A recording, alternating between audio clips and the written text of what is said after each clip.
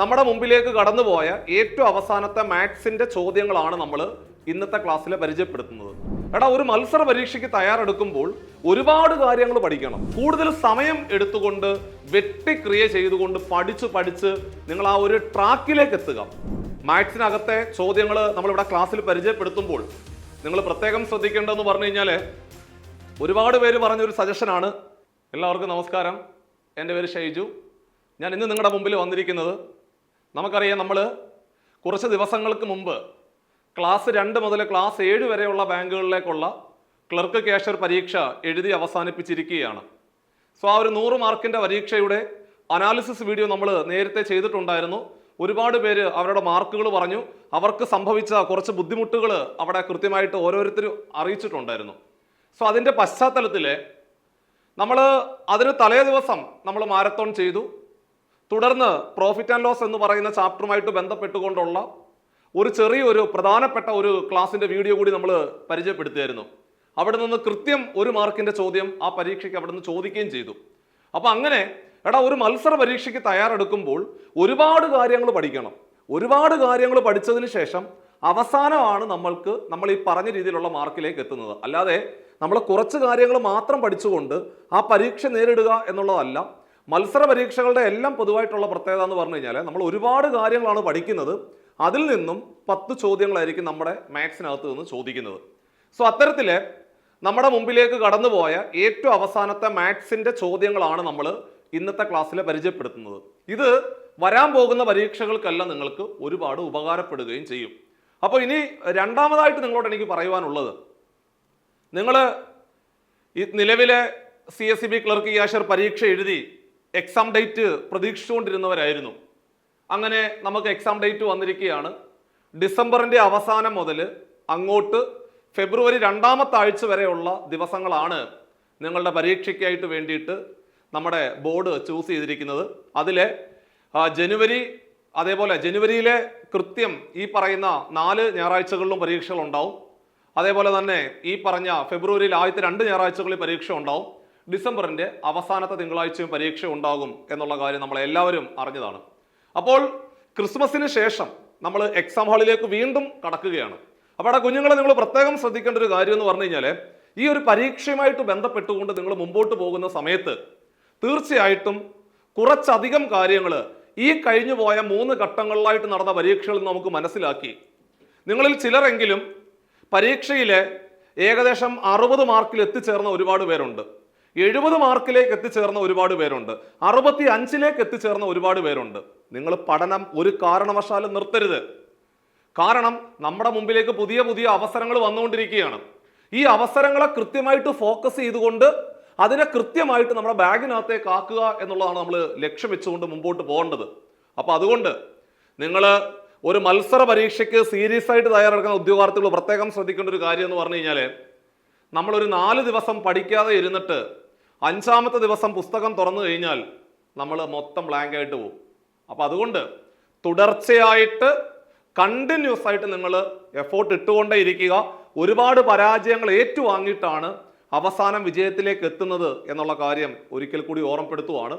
മാത്സിനകത്തെ ചോദ്യങ്ങൾ നമ്മളിവിടെ ക്ലാസ്സിൽ പരിചയപ്പെടുത്തുമ്പോൾ നിങ്ങൾ പ്രത്യേകം ശ്രദ്ധിക്കേണ്ടതെന്ന് പറഞ്ഞു കഴിഞ്ഞാൽ, ഒരുപാട് പേര് പറഞ്ഞൊരു സജഷനാണ്, സാറേ ഞങ്ങൾ എക്സാം ഹാളിൽ ഇരുന്ന് ചെയ്യുമ്പോൾ ഞങ്ങൾക്ക് പെട്ടെന്ന് ആൻസറിലേക്ക് എത്താൻ സാധിക്കുന്നില്ല, പക്ഷേ ഈ ചോദ്യപേപ്പറുമായിട്ട് ഞങ്ങൾ വീട്ടിൽ പോയി കഴിഞ്ഞിട്ട് ചെയ്യുമ്പോൾ ഞങ്ങൾക്ക് പെട്ടെന്ന് ആൻസർ കിട്ടുന്നുണ്ട് എന്നുള്ളതായിരുന്നു ഒരുപാട് പേരുടെ കമൻ്റ് എന്ന് പറയുന്നത്. അതിന് ഒരേ ഒരു റിപ്ലൈ മാത്രമേ ഉള്ളൂ. അത് കഴിഞ്ഞ വീഡിയോയിൽ ഞാൻ പറഞ്ഞതാണ്.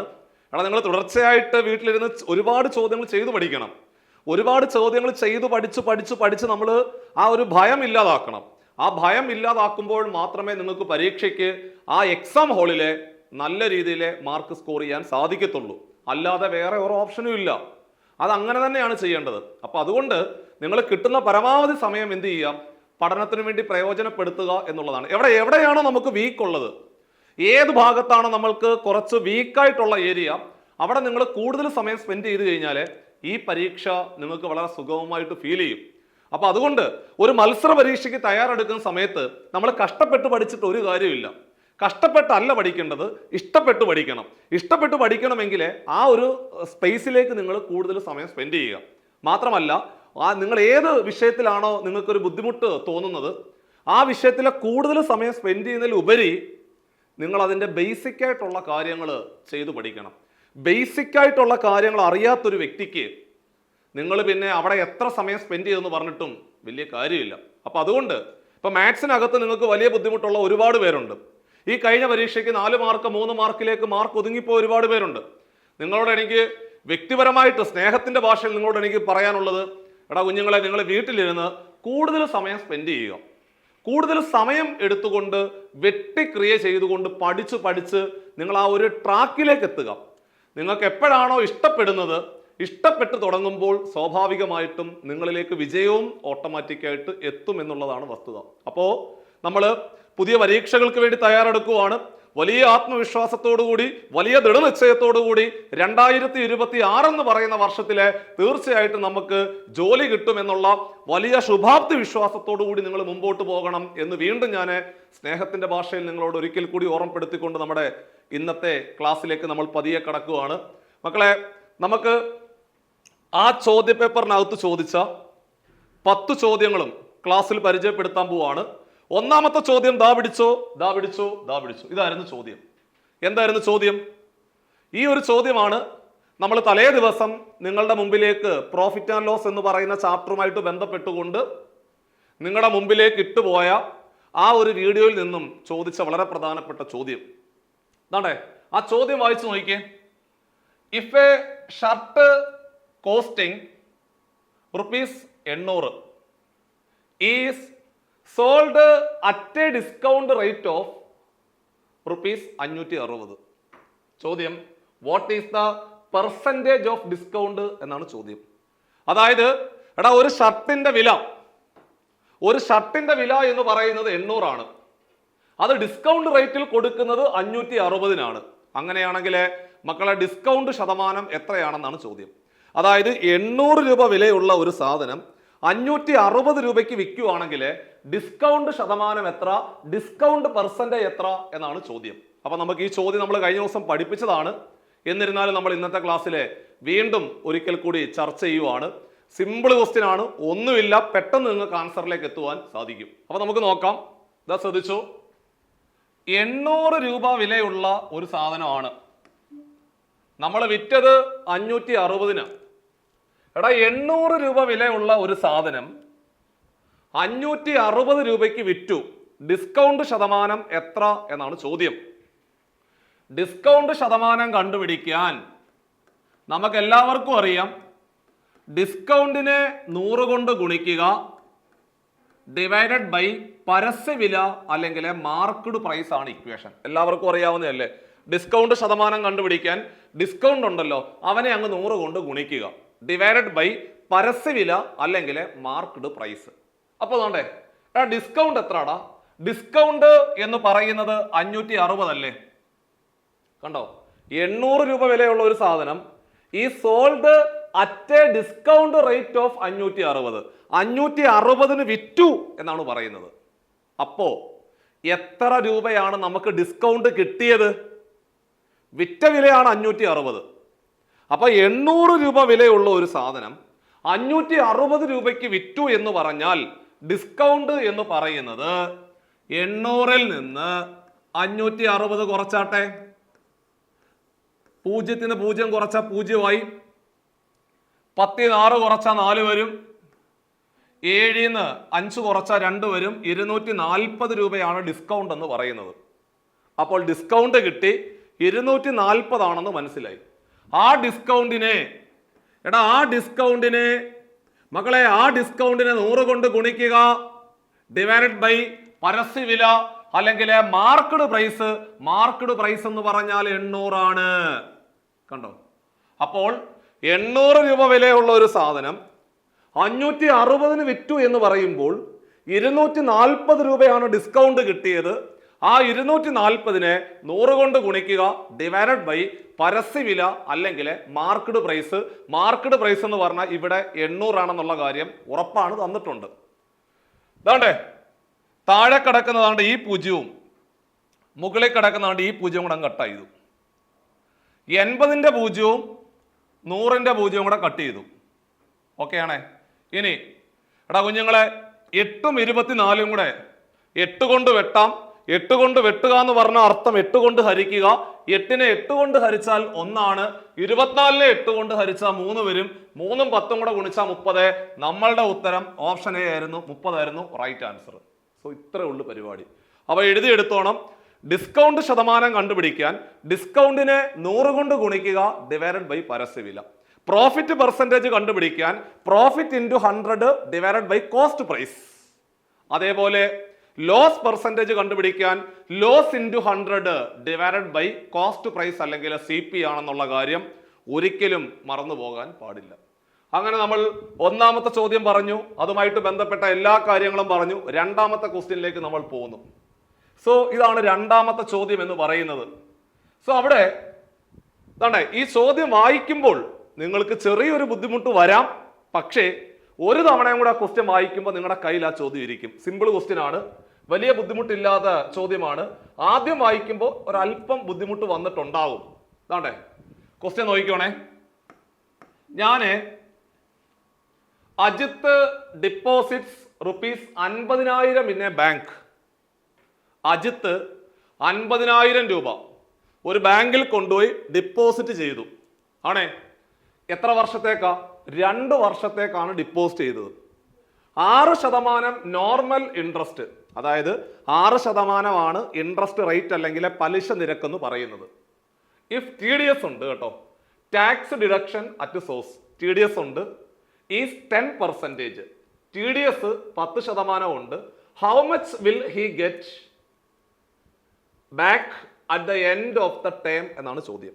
TDS എന്ന് പറഞ്ഞു കഴിഞ്ഞാൽ ടാക്സ് ആണ്. ടാക്സ് കട്ട് ചെയ്തിട്ടേ നമുക്ക് ബാക്കി കൈ കിട്ടത്തുള്ളൂ കേട്ടോ. എപ്പോഴും നമുക്ക് TDS കട്ട് ചെയ്തതിന് ശേഷം മാത്രമേ ബാങ്കിൽ നമ്മളിപ്പം പൈസ കൊണ്ടുപോയി എവിടെയെങ്കിലും ഡിപ്പോസിറ്റ് ചെയ്ത് കഴിഞ്ഞാൽ TDS കട്ട് ചെയ്യുന്നുണ്ടെങ്കിൽ ആ TDS കട്ട് ചെയ്തതിന് ശേഷം മാത്രമേ നമുക്ക് അക്കൗണ്ടിലേക്ക് തിരിച്ചാൽ ബാക്കിയുള്ള പൈസ കറക്റ്റ് ആവത്തുള്ളൂ, കിട്ടത്തുള്ളൂ. അപ്പോ നോക്കിക്കോണേ, 50,000 രൂപയാണ് ഡിപ്പോസിറ്റ് ചെയ്തത്. 6% ഇൻട്രസ്റ്റ് റേറ്റ്. 6% ഇൻട്രസ്റ്റ് റേറ്റില് 2 വർഷത്തേക്ക് ഡിപ്പോസിറ്റ് ചെയ്തു. മക്കളെ, 6% ഇൻട്രസ്റ്റ് റേറ്റില് 2 വർഷത്തേക്ക് ഡിപ്പോസിറ്റ് ചെയ്തു. അപ്പൊ സ്വാഭാവികമായിട്ടും ഒരു വർഷം 6% കിട്ടിയാൽ തൊട്ടടുത്ത വർഷവും ഒരു 6% കിട്ടത്തില്ലേ? അപ്പോൾ 2 വർഷം കൊണ്ട് 6 6 12% കിട്ടത്തില്ലേ?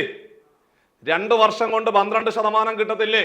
റേറ്റ് ഓഫ് ഇൻട്രസ്റ്റ് എന്ന് പറഞ്ഞാല് ഓരോ വർഷവും കിട്ടുന്ന ശതമാനത്തിന് പറയുന്ന പേരല്ലേ റേറ്റ് ഓഫ് ഇൻട്രസ്റ്റ്.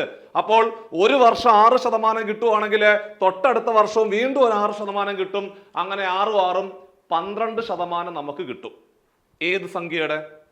50,000ന്റെ 12% നമുക്ക് മൊത്തത്തിൽ കിട്ടുന്നത്. അപ്പൊ 50,000ന്റെ 12% എന്ന് പറയുന്നത്, പിള്ളേരെ, 50,000ന്റെ 12% എന്ന് പറഞ്ഞാൽ താഴെ കിടക്കുന്ന 2 പൂജ്യവും മേളിൽ കിടക്കുന്ന 2 പൂജ്യങ്ങളും കട്ട് ചെയ്തു. ദാ പിടിച്ചു. 12നെ 500 കൊണ്ട് ഗുണിക്കുന്നതിന് പകരം 12നെ 5 കൊണ്ട് ഗുണിച്ചിട്ട് 2 പൂജ്യം ഇട്ട് കൊടുത്താൽ പോരെ? പോരെ? പോരെ? 12നെ 500 കൊണ്ട് ഗുണിക്കുന്നതിന് പകരം 12നെ 5 കൊണ്ട് ഗുണിച്ചിട്ട് 2 പൂജ്യം ഇട്ട് കൊടുത്താൽ മതി. 12നെ 5 കൊണ്ട് ഗുണിച്ചാല് 60 വരും. 2 പൂജ്യം കൂടെ ചേർത്ത് എഴുതിയാൽ 6,000. അതായത് 6,000 രൂപയാണ് പലിശയായിട്ട് കിട്ടുന്നത്. 6,000 രൂപയാണ് പലിശയായിട്ട് കിട്ടുന്നത്. TDS 10% കട്ട് ചെയ്യും. TDS 10% കട്ട് ചെയ്യും. അപ്പോൾ നമ്മൾ ബാങ്കിൽ ഡിപ്പോസിറ്റ് ചെയ്തത് 50,000 ആണ്. നമുക്ക് പലിശയായിട്ട് കിട്ടുന്നത് 6,000. സ്വാഭാവികമായിട്ടും ആ 6,000ന്റെ 10% TDS ആയിട്ട് കട്ട് ചെയ്യും. 6,000ന്റെ കേട്ടോ. നമുക്ക് എന്താണോ പ്രോഫിറ്റ് ആയിട്ട് കിട്ടുന്നത് അതിന്റെ ഇത്ര ശതമാനമാണ് ബാങ്ക് TDS ആയിട്ട് കട്ട് ചെയ്യുന്നത്. അങ്ങനെയാണെങ്കിൽ നമുക്ക് പ്രോഫിറ്റ് ആയിട്ട് കിട്ടുന്നത് 6,000 ആണ്. 6,000ന്റെ 10% 600 അല്ലേ? ഒരു സംഖ്യയുടെ 10% കണ്ടുപിടിക്കുക, ഒരു പൂജ്യം വെട്ടിയാൽ മതി. 6,000ന്റെ 10% എന്ന് പറഞ്ഞാൽ 600. 600 കിട്ടത്തില്ല. 600 കട്ടായി പോയി കഴിഞ്ഞാൽ പിന്നെ നമുക്ക് കിട്ടുന്നത് 5,400 കിട്ടത്തുള്ളൂ. 6,000ൽ നിന്ന് 10% TDS കട്ട് ചെയ്ത് കഴിഞ്ഞാല് 6000ന്റെ 10%, 600 പോയി കഴിഞ്ഞാല് 5400 രൂപയാണ് നമുക്ക് കിട്ടുന്നത്. 5400 ആണ് കിട്ടുന്നത്. അപ്പൊ നിക്ഷേപിച്ച തുക 50000 ഉണ്ട്. ആ 50000വും അവര് പലിശയായിട്ട് 5400 കൂടെ തരും.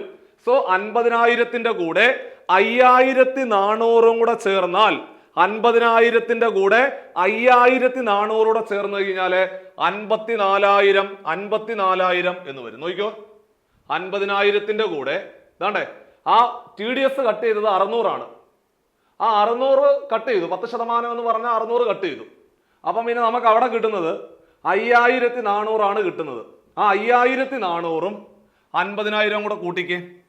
അതെ, 50000വും 5400 കൂടെ കൂട്ടിയാൽ 00455 55400 എന്ന് വരും. 55400 എന്ന് പറഞ്ഞാല് ഓപ്ഷൻ ഡി ആയിരുന്നു റൈറ്റ് ആൻസർ. എപ്പോഴും ആലോചിച്ചോണം, TDS കട്ട് ചെയ്യുന്നത് നമുക്ക് എന്താണോ കിട്ടുന്ന പ്രോഫിറ്റ്, ആ പ്രോഫിറ്റിന്റെ ആണ് TDS കട്ട് ചെയ്യുന്നത് എന്നുള്ള കാര്യം ഒരിക്കലും മറന്നു പോരുത്. ഒരിക്കൽ കൂടി പറഞ്ഞു തരാം. 50000 ബാങ്കിൽ കൊണ്ട് ഡിപ്പോസിറ്റ് ചെയ്തു. ഒരു വർഷം 6%, അപ്പൊ 2 വർഷം ആകുമ്പോൾ 12%. 50000ന്റെ 12% എന്ന് പറഞ്ഞാല് 6000 ആണ്. ആ 6000ന്റെ 10% TDS കട്ട് ചെയ്തു. 6000ന്റെ 10% 600 ആണ്. 600 കട്ട് ചെയ്ത് കഴിഞ്ഞാല് പിന്നെ നമുക്ക് കിട്ടുന്നത് 5400 കിട്ടത്തുള്ളൂ. ആ 5400ഉം തുടക്കത്തിൽ നമ്മൾ നിക്ഷേപിച്ച 50000 കൂടെ ചേർന്ന് കഴിഞ്ഞാല് 55400 എന്ന് എഴുതി അവസാനിപ്പിക്കുക. അതായിരുന്നു അവിടുത്തെ റൈറ്റ് ആൻസർ എന്ന് പറയുന്നത്. അടുത്ത ക്വസ്റ്റ്യൻ എന്താ പിടിച്ചു? അതെ, വളരെ സിമ്പിൾ ആയിട്ട് നിങ്ങൾക്ക് ചെയ്തു മാറ്റാൻ സാധിക്കുന്ന വളരെ സിമ്പിൾ ചോദ്യമാണ് ക്ലാസ്സിൽ ഇതാണ്ട് ചോദിച്ചിരിക്കുന്നത്. ശ്രദ്ധിക്കുക.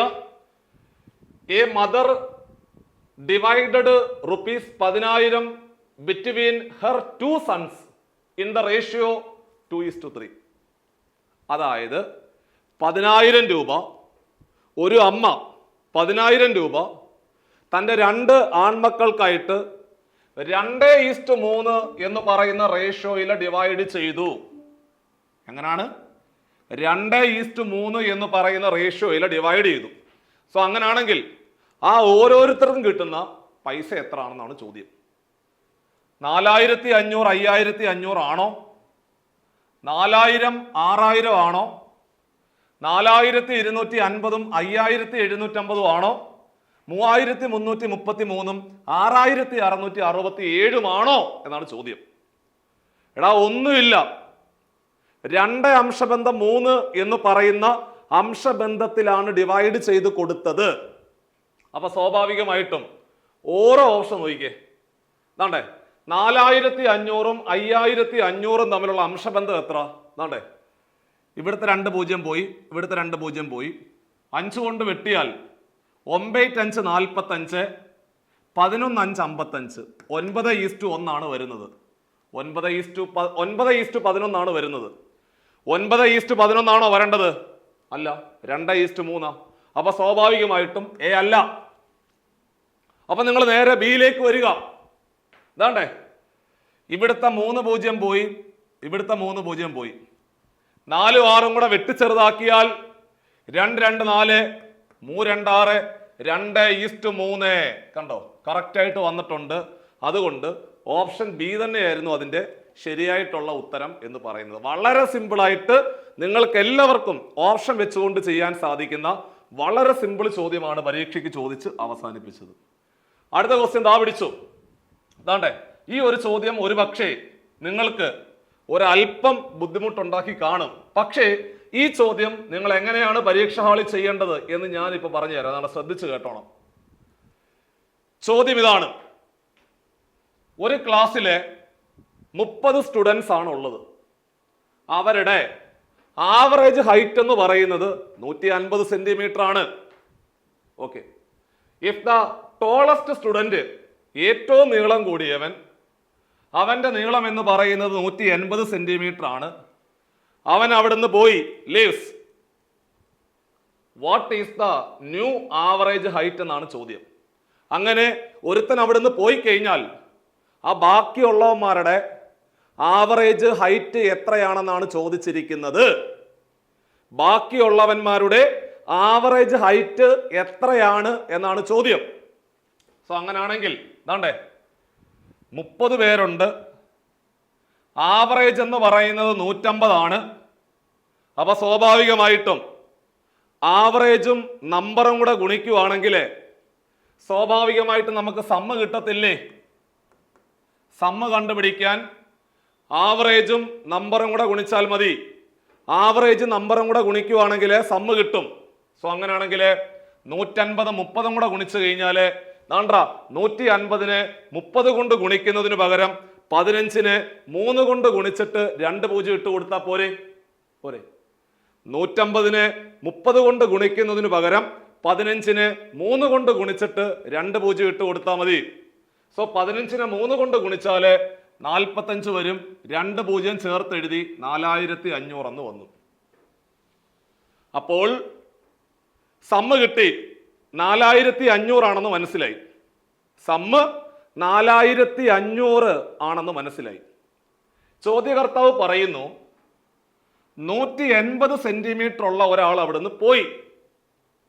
അപ്പോൾ സമ്മെന്ന് പറഞ്ഞ 4500 ആയിരുന്നു. ആ സമ്മിൽ നിന്ന് 180 പോയി. 180 പോയി. അങ്ങനെ 180 പോയി കഴിഞ്ഞാൽ ബാക്കി എന്ന് പറയുന്നത് ദാണ്ടേ 10 ന്ന് 8 കുറച്ചാൽ 2 വരും. 4 ന്ന് 1 കുറച്ചാൽ 3 വരും. പിന്നെ അവിടെ 4 ഉണ്ട്. അതായത് 4320 ബാക്കിയുള്ള സമ്മ് എന്ന് പറയുന്നത്. So sum 4320. ഇതാണ് സമ്മ്. ചോദ്യം പുതിയ ആവറേജ് കണ്ടുപിടിക്കാനാണ്. സോ പുതിയ ആവറേജ് കണ്ടുപിടിക്കാൻ average is equal to sum divided by സംഖ്യ. പുതിയ ആവറേജ് കണ്ടുപിടിക്കാൻ പുതിയ തുകയെ പുതിയ എണ്ണം കൊണ്ട് ഹരിക്കണം. പുതിയ ആവറേജ് കണ്ടുപിടിക്കാൻ പുതിയ തുകയെ പുതിയ എണ്ണം കൊണ്ട് ഹരിക്കണം. പുതിയ തുക എത്ര?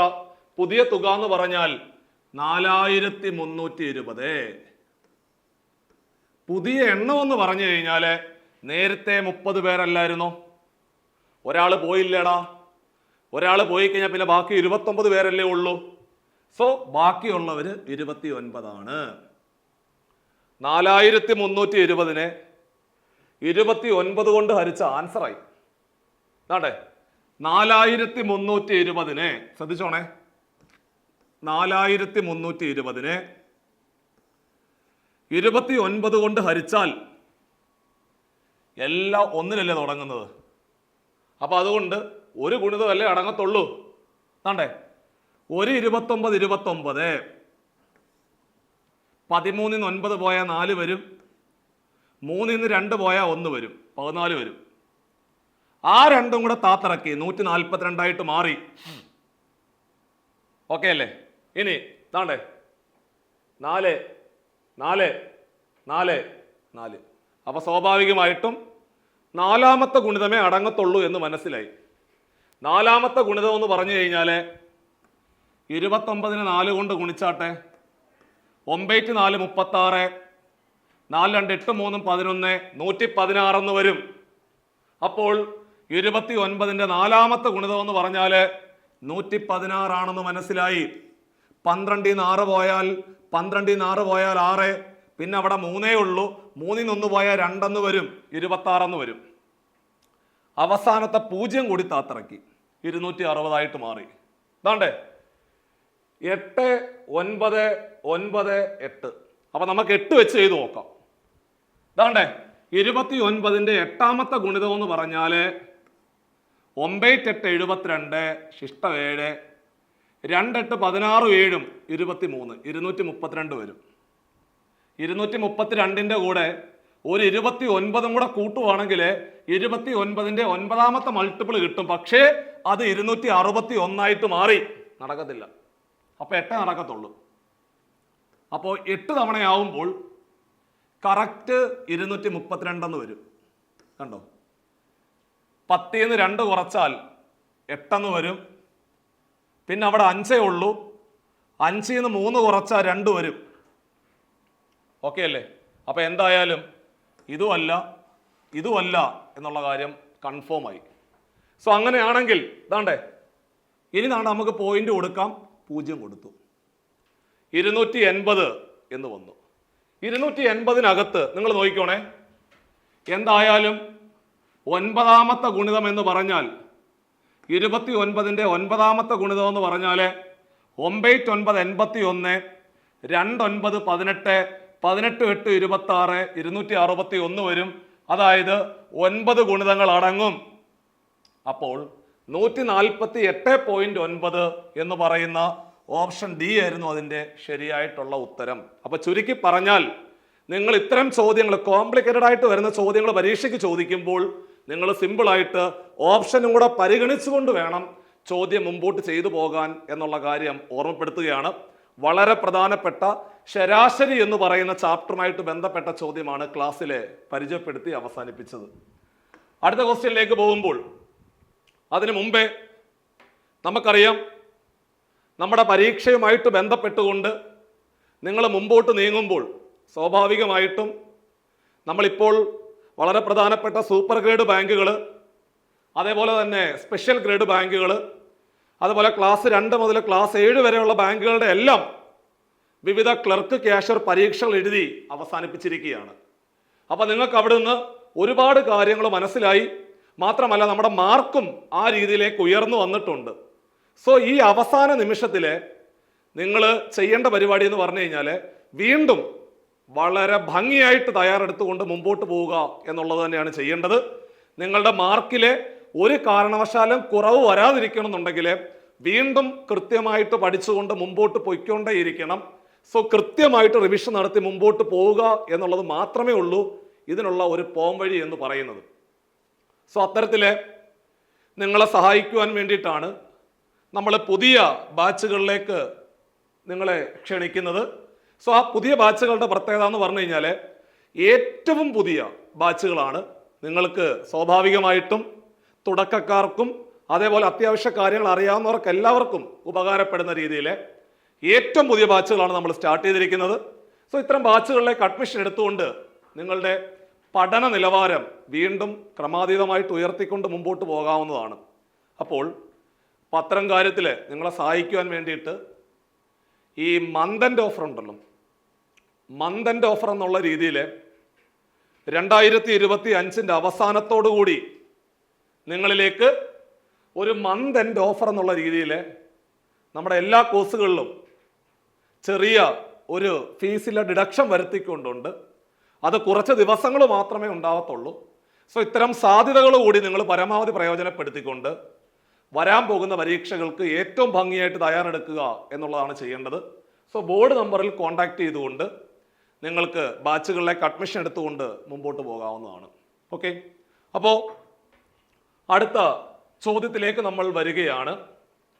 ചോദ്യം ഇതാണ്, താണ്ടേ 8 6 9 23 87 അടുത്ത സംഖ്യ ഏതാണെന്നാണ് ചോദ്യം.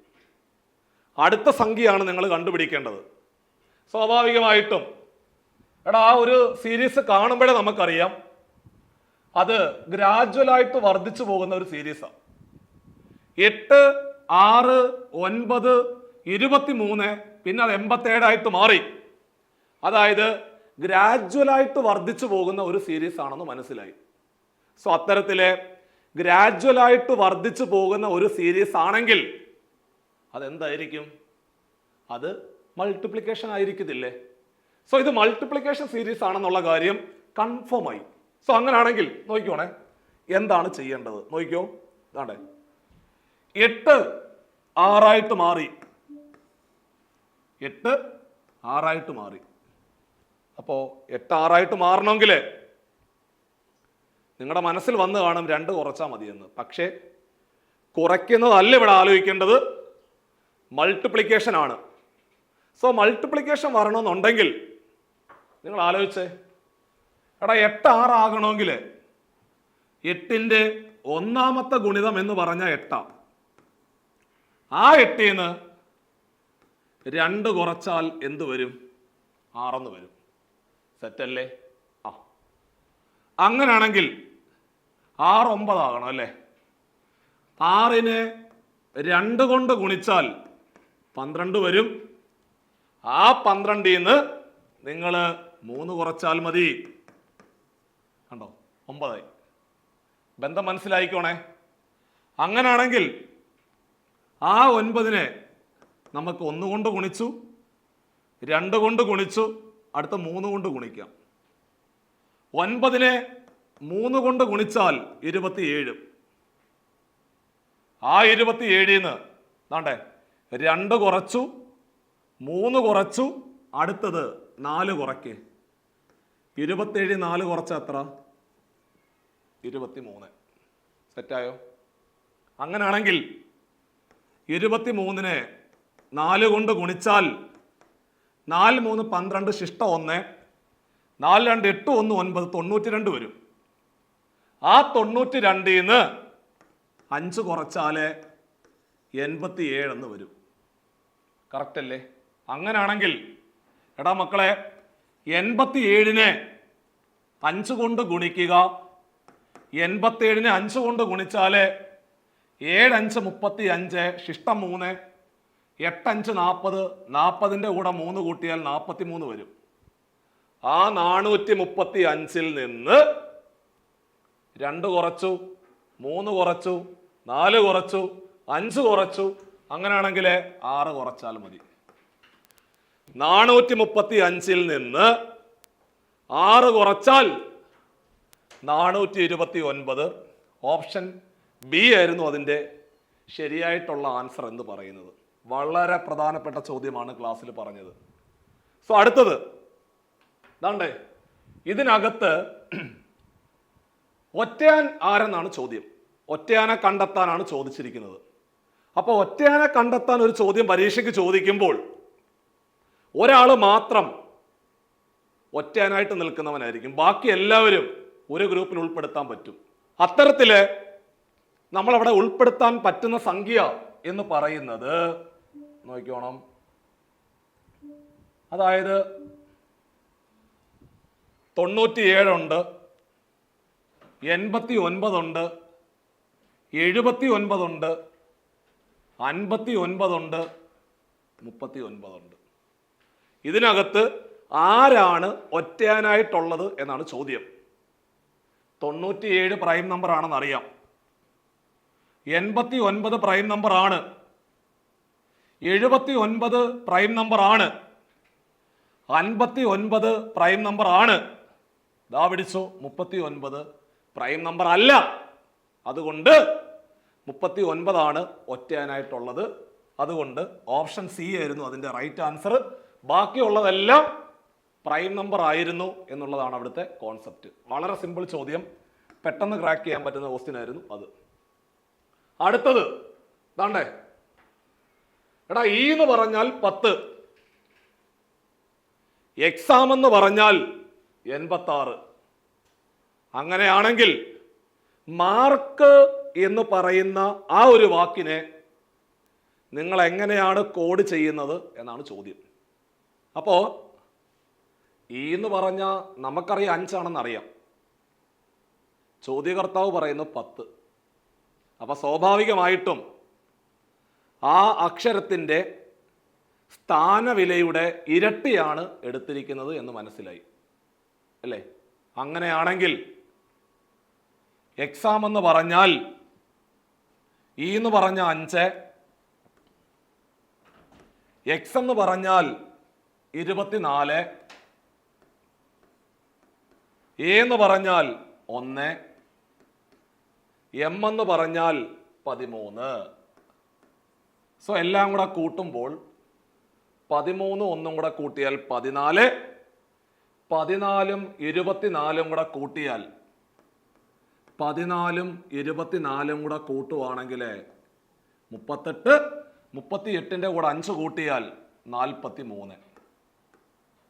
ആ 43ന്റെ ഇരട്ടിയാണ് 86. കറക്റ്റായിട്ട് വന്നില്ലേ? അതായത് അക്ഷരങ്ങളുടെ സ്ഥാനവിലകളുടെ അല്ലെങ്കിൽ പൊസിഷൻ വാല്യൂവിൻ്റെ സം എടുക്കുക, ഡബിൾ എടുക്കുക. സോ അങ്ങനെയാണെങ്കിൽ മാർക്ക് എം എന്ന് പറഞ്ഞാൽ 13, എ എന്ന് പറഞ്ഞാൽ 1, ആർ എന്ന് പറഞ്ഞാൽ 18, കെ എന്ന് പറഞ്ഞാൽ 11, 8 1 9, 9 1 10, 10 3 13, ശിഷ്ട 1, 1 1 2 1 3 1 4, 43 അവിടെയും വരുന്നത്. 43ന്റെ ഇരട്ടി 86, ഓപ്ഷൻ ബി ആയിരുന്നു റൈറ്റ് ആൻസർ. കണ്ടോ? അപ്പോൾ ഇത്തരത്തിൽ ഈ വന്ന ചോദ്യം എല്ലാവരും ചെയ്തിട്ടുണ്ടാകും. കാരണം വളരെ സിമ്പിൾ ചോദ്യമാണ് നമ്മൾ ക്ലാസ്സിൽ പറഞ്ഞ് അവസാനിപ്പിച്ചത്. വളരെ സിമ്പിൾ ചോദ്യമാണ്. അടുത്ത ക്വസ്റ്റ്യൻ എന്ന് പറയുന്നത് ഡയറക്ഷനുമായിട്ട് ബന്ധപ്പെട്ട ചോദ്യമാണ്. ഡയറക്ഷനുമായിട്ട് ബന്ധപ്പെട്ടുകൊണ്ട് സിമ്പിളായിട്ട് നിങ്ങൾക്ക് ക്രാക്ക് ചെയ്യാൻ പറ്റുന്ന വളരെ സിമ്പിൾ ചോദ്യമാണ് ക്ലാസ്സിൽ പറയാൻ പോകുന്നത്. ശ്രദ്ധിച്ചോണേ. ചോദ്യം ഇതാണ്. അതാണ്ടേ, a person is walking facing west. വെസ്റ്റിലേക്ക് നോക്കിക്കൊണ്ടിരിക്കുന്നു. അതിനുശേഷം 90 ഡിഗ്രി ക്ലോക്ക് വൈസിൽ തിരിഞ്ഞു. ആദ്യം വെസ്റ്റിലേക്ക് നോക്കിക്കൊണ്ടിരിക്കുന്നു, എന്നിട്ട് 90 ഡിഗ്രി ക്ലോക്ക് വൈസ് ഡയറക്ഷനിൽ തിരിഞ്ഞു. അതിനുശേഷം വീണ്ടും 180 degree anticlockwise. So അങ്ങനെയാണെങ്കിൽ ഏത് ഡയറക്ഷനിലാണ് ഇപ്പോൾ അയാൾ നോക്കിക്കൊണ്ടിരിക്കുന്നത് എന്നാണ് ചോദ്യം. ഇതാണ് നമ്മുടെ ചോദ്യം. സോ ഇത്തരത്തിലൊരു ചോദ്യം വന്നു കഴിഞ്ഞാൽ ആദ്യം നമ്മൾ ഡയറക്ഷൻ വരച്ചു. അവിടെ എന്താണ്ടേ, north, east, south, west 4 direction കൃത്യമായിട്ട് അടയാളപ്പെടുത്തി. വെസ്റ്റിലേക്ക് നോക്കിക്കൊണ്ടിരിക്കുന്ന ഒരാള് അവൻ 90 ഡിഗ്രി ക്ലോക്ക് വൈസിൽ തിരിഞ്ഞു. അപ്പൊ ക്ലോക്ക് വൈസ് എന്ന് പറഞ്ഞാൽ ഇതാണ് ഇങ്ങനെ. അപ്പൊ വെസ്റ്റിലേക്ക് നോക്കിക്കൊണ്ടിരിക്കുന്ന ഒരാള് 90 ഡിഗ്രി ക്ലോക്ക് വൈസിൽ തിരിയുക എന്ന് പറഞ്ഞാൽ അയാൾ നോക്കുന്നത് എങ്ങോട്ടാ? നോർത്തിലേക്കല്ലേ? ആണ്. ആ നോർത്തിലേക്ക് നോക്കിക്കൊണ്ടിരിക്കുന്ന ആള് 180 degree anticlockwise. Anticlockwise എന്ന് പറഞ്ഞാൽ ക്ലോക്ക് കറങ്ങുന്ന ദിശയുടെ എതിർദിശ. അപ്പൊ നേരെ ഓപ്പോസിറ്റ്. 180 എന്ന് പറയുമ്പോൾ കറക്റ്റ് താണ്ട് ഇവിടെ വന്ന് നിൽക്കും.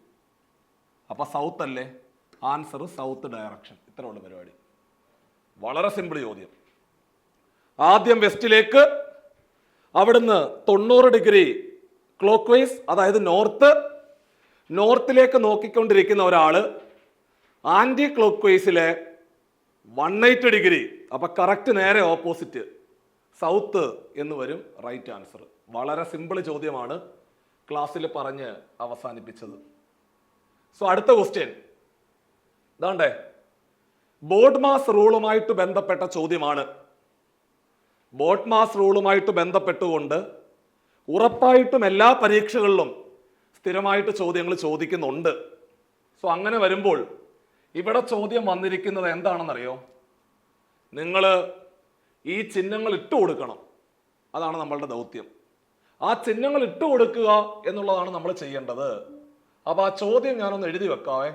കണ്ടേ, ചോദ്യം 36 -6 -12 -18 ഇസ് ഈക്വൽ ടു 0.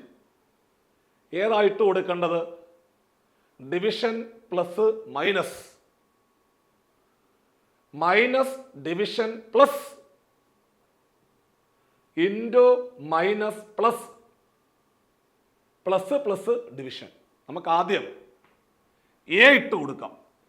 അങ്ങനെയാണെങ്കിൽ എന്താണ്ടേ, എ ഇട്ട് കഴിഞ്ഞാൽ ഡിവിഷൻ ആദ്യം കൊടുക്കുക, പ്ലസ് കൊടുക്കുക, അവസാനം മൈനസ് കൊടുക്കുക. ചെയ്തു നോക്കുമ്പോൾ ഉത്തരം 0 വരുന്നുണ്ടെങ്കിൽ അതാണ് ആൻസർ. സോ ചെയ്തു നോക്കാവേ. അപ്പൊ ആദ്യം 2-ലധികം മാത്തമാറ്റിക്കൽ ഓപ്പറേഷൻ ഉണ്ടെങ്കിൽ നമ്മൾ ബോർഡ് മാസ് റൂൾ ആണ് ഉപയോഗിക്കേണ്ടത്. ബ്രാക്കറ്റ് ഇല്ല, ഓഫ് ഇല്ല. ആദ്യം ചെയ്യേണ്ടത് ഡിവിഷൻ. ഇതാണ്ടേ, ഡിവിഷൻ ആദ്യം അങ്ങ് ചെയ്യണം. വേറെ ഡിവിഷൻ ഒന്നും ഇല്ലല്ലോ. 36നെ 6 കൊണ്ട് ഹരിച്ചാൽ എത്ര? 36നെ 6 കൊണ്ട് ഹരിച്ചാൽ 6 പ്ലസ് 12 മൈനസ് 18 അതുപോലെ തന്നെ എഴുതി. ഡിവിഷൻ കഴിഞ്ഞു. മൾട്ടിപ്ലിക്കേഷൻ ഉണ്ടോ? ഇല്ല. അഡീഷനും സബ്ട്രാക്ഷനും മാത്രമേ ഉള്ളെങ്കിൽ റൂളൊന്നും നോക്കേണ്ട ആവശ്യമില്ല. നിങ്ങൾക്ക് ഇഷ്ടമുള്ള പോലെ ചെയ്യാം. അതായത് 6ഉം 12ഉം കൂടെ കൂട്ടിയാൽ 18, 18 18 കുറച്ചാൽ 0, പരിപാടി സക്സസ്. 0 കറക്റ്റായിട്ട് വരുന്നുണ്ട്. അതുകൊണ്ട് ഓപ്ഷൻ എ ആയിരുന്നു റൈറ്റ് ആൻസർ. സിമ്പിളായിട്ട് പറയാൻ പറ്റിയ ചോദ്യമാണ്. ഇത്തരത്തിലെ ചിഹ്നങ്ങൾ അവർ തന്നിട്ട് അത് കൃത്യമായിട്ട് പൂരിപ്പിക്കാൻ പറയുവാണെങ്കിൽ ഓപ്ഷൻ നോക്കിയിട്ട് ഓരോ ഓപ്ഷൻ നിങ്ങൾ ഇട്ടുകൊടുത്താൽ മതി. വളരെ സിമ്പിൾ ചോദ്യമാണ് ക്ലാസ്സിലെ പരിചയപ്പെടുത്തിയത്. ഈ ഒരു ചോദ്യം കൂടി നിങ്ങൾക്ക് എല്ലാവർക്കും ചെയ്യാൻ പറ്റുന്ന ചോദ്യമായിരുന്നു. അടുത്ത ക്വസ്റ്റ്യൻ എന്ന് പറയുന്നത് എന്താണ്ടേ, ചോദ്യം ഇതാണ്. Which of the following fraction is greater than 3/4 and less than 5/6? എടാ, 3/4 വലുതും 5/6 ചെറുതുമായ ഫ്രാക്ഷൻ ഏതാണെന്നാണ് ചോദ്യം. കണ്ടോ, ഗ്രേറ്റർ ദാൻ 3/4, 3/4 വലുത്, 3/4 വലുതും എന്നാൽ 5/6 ചെറുതുമായ ഭിന്നസംഖ്യ ഏതാണ് എന്നാണ് ചോദ്യം. അല്ലെങ്കിൽ താണ്ടേ 3/4 വലുതും 5/6 ചെറുതുമായ ഭിന്നസംഖ്യ ഏതാണെന്നാണ് ചോദ്യം. അല്ലെങ്കിൽ ആ രണ്ട് ഭിന്നസംഖ്യകൾക്കിടയിൽ വരുന്ന ഭിന്നസംഖ്യ ഏത് എന്നാണ് ചോദിച്ചത്. ഇത്തരത്തിലൊരു ചോദ്യം വരുവാണെങ്കിൽ ഞാൻ നേരത്തെ പഠിപ്പിച്ചിട്ടുണ്ടായിരുന്നു, അംശങ്ങൾ തമ്മിൽ കൂട്ടി അംശത്തിൽ എഴുതണം. അതാണ്ടേ 3ഉം 5ഉം കൂടെ കൂട്ടിയാൽ 8. ഛേദങ്ങൾ തമ്മിൽ കൂട്ടി ഛേദത്തിൽ എഴുതുക. ഡിനോമിനേറ്റർ തമ്മിൽ കൂട്ടിയിട്ട് ഡിനോമിനേറ്ററിൽ എഴുതണം. 4ഉം 6ഉം കൂടെ കൂട്ടിയാൽ 10. 8/10 ഓപ്ഷനകത്തുണ്ടോ നോക്കിയേ, ഉണ്ടോ? ഇല്ല. സോ അങ്ങനെയാണെങ്കിൽ എടാ 8ഉം 10ഉം കൂടെ ഒന്ന് വെട്ടിച്ചെറുതാക്കിയാൽ 4 2 8, I 2 10, 4/5 ഉണ്ടോ? ഉണ്ട്. അപ്പൊ ഉത്തരം ഓപ്ഷൻ സി ആയിരുന്നു റൈറ്റ് ആൻസർ. സിമ്പിൾ അല്ലേ? ഇത്തരം ചോദ്യങ്ങൾ നമ്മൾ നേരത്തെയും നിങ്ങളെ പരിചയപ്പെടുത്തിയിട്ടുണ്ട്. സ്ഥിരമായിട്ട് രണ്ട് ഭിന്നസംഖ്യകൾക്കിടയിൽ വരുന്ന ഭിന്നസംഖ്യ ഏത് എന്നൊരു ചോദ്യം വരുവാണെങ്കിൽ ന്യൂമറേറ്റർ 2 കൂടെ കൂട്ടി ന്യൂമറേറ്ററിൽ എഴുതുക, ഡിനോമിനേറ്റർ 2 കൂടെ കൂട്ടിയിട്ട് ഡിനോമിനേറ്ററിൽ എഴുതി വെച്ചാൽ മതി. അങ്ങനെ വളരെ സിമ്പിളായിട്ടുള്ള 10 ചോദ്യങ്ങളാണ് നമ്മുടെ കഴിഞ്ഞ CSEB ക്ലർക്ക് ക്യാഷ്യർ പരീക്ഷയ്ക്ക് ചോദിച്ചത്. സോ ഈ 10 ചോദ്യങ്ങൾ നമ്മൾ അനലൈസ് ചെയ്ത് അവസാനിപ്പിച്ചിരിക്കുകയാണ്. ഇവിടെ നിന്നും നിങ്ങൾക്ക് മനസ്സിലാക്കാൻ സാധിക്കുന്നത് വളരെ എളുപ്പമുള്ള 10 ചോദ്യങ്ങളാണ് പരീക്ഷയ്ക്ക് ചോദിച്ചത്. എല്ലാവർക്കും ആൻസർ കിട്ടാവുന്ന വളരെ സിമ്പിളായിട്ടുള്ള ഒരു 10 ചോദ്യമാണ് പരീക്ഷയ്ക്ക് ചോദിച്ചത്. ഇവിടെ ശരാശരി നിലവാരം പുലർത്തിയ എല്ലാ ഉദ്യോഗാർത്ഥികളും ഒരു 8 മാർക്ക് ഉറപ്പായിട്ടും വാങ്ങിച്ചിട്ടുണ്ടാകും. സോ അതുകൊണ്ട് വരാൻ പോകുന്ന പരീക്ഷയ്ക്ക് നിങ്ങൾ നന്നായിട്ട് പ്രിപ്പയർ ചെയ്യുക എന്നുള്ളതാണ് പ്രത്യേകം ശ്രദ്ധിക്കേണ്ടത്. ഈ ഒരു അവസാന നിമിഷത്തിലെ ഒരു കാരണവശാലും പഠനത്തിലെ ഉഴപ്പ് വന്നു പോകാതെ വരാൻ പോകുന്ന നോട്ടിഫിക്കേഷനെ നോക്കിക്കൊണ്ട് കൃത്യമായിട്ട് വീണ്ടും വീണ്ടും വീണ്ടും പഠിച്ചുകൊണ്ട് മുമ്പോട്ട് പോവുക. എപ്പോഴാണോ ജോലി കിട്ടുന്നത് അന്ന് വരെയും നിങ്ങൾ പഠിക്കണം എന്ന് മാത്രമേ ഓർമ്മപ്പെടുത്താനുള്ളൂ. എല്ലാവർക്കും ഈ പറയുന്ന ക്ലർക്ക് ക്യാഷ്യർ പരീക്ഷയ്ക്ക് നിങ്ങളുടെ സബ്ജക്റ്റിൽ നിങ്ങൾ എക്സ്പേർട്ട് ആയിരിക്കാം. പക്ഷേ മാത്സ്, അതേപോലെ ഇംഗ്ലീഷ്, അതേപോലെ GK വിഷയങ്ങൾ വരുന്ന ആ വളരെ പ്രധാനപ്പെട്ട 30 മാർക്കിനകത്ത് നിന്നായിരിക്കും ചിലപ്പോൾ പലർക്കും മാർക്ക് കുറയുന്നത്. അതിൽ എസ്പെഷ്യലി മാത്സിനകത്തായിരിക്കും. അപ്പോൾ അതുകൊണ്ട് മാത്സ് വിഷയങ്ങൾ സ്ഥിരമായിട്ട് നിങ്ങൾ ഡെയിലി ചെയ്ത് പഠിക്കുകയാണെന്നുണ്ടെങ്കിൽ നിങ്ങൾക്ക് മാത്സ് വളരെ എളുപ്പമായിട്ട് ഫീൽ ചെയ്യുകയും ചെയ്യും. സിമ്പിളായിട്ട് ആ പരീക്ഷയിലെ മുഴുവൻ മാർക്കും വാങ്ങിക്കുവാൻ സാധിക്കുകയും ചെയ്യും. അപ്പോൾ സമയം കളയാതെ കിട്ടുന്ന പരമാവധി സമയം ഒരു മെന്റർ സപ്പോർട്ടോട് കൂടി കൃത്യമായിട്ട് പഠനത്തിലേക്ക് കേന്ദ്രീകരിച്ചുകൊണ്ട് നിങ്ങൾ മുമ്പോട്ട് പോവുക. തീർച്ചയായിട്ടും ലൈവ് ക്ലാസ്സുകളിലെ നമ്മൾ ഇതുപോലുള്ള ചോദ്യങ്ങൾ കൃത്യമായിട്ട് നിങ്ങളെ പരിചയപ്പെടുത്തുന്നതാണ്. അപ്പോൾ വരാൻ പോകുന്ന പരീക്ഷകൾക്ക് വലിയ ആത്മവിശ്വാസത്തോടു കൂടി നിങ്ങൾ മുമ്പോട്ട് നീങ്ങുക.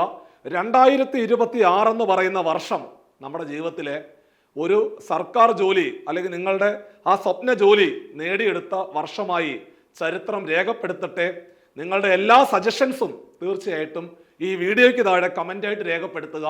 അടുത്ത വീഡിയോയിൽ എന്താണ് ഉൾപ്പെടുത്തേണ്ടത് എന്നുള്ള എല്ലാ കാര്യങ്ങളും താഴെ നിങ്ങൾ കമൻ്റായിട്ട് രേഖപ്പെടുത്തുകയാണെങ്കിൽ അത്തരം കാര്യങ്ങൾ ഉൾപ്പെടുത്തിക്കൊണ്ട് നമുക്ക് അടുത്ത ക്ലാസ്സിലെ പുതിയ വീഡിയോയുമായിട്ട് വീണ്ടും കാണാം. ബൈ.